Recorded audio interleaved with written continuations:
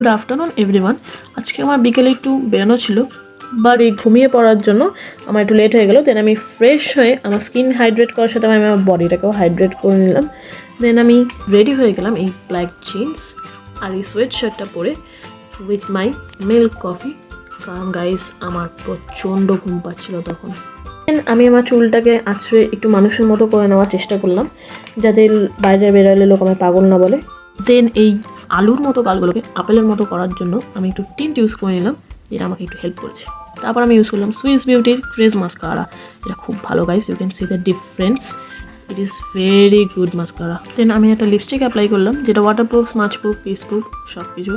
তারপর আমি এনগেজের পারফিউমটা ইউজ করলাম, যেটা একদমই লং লাস্টিং নয় গাইস। তারপরে ব্যাগটা নিলাম, যেটাতে আমার ওয়ালেট ভরলে আমার ফোন ভরে না, ফোন ভরলে আমার ওয়ালেট ধরে না।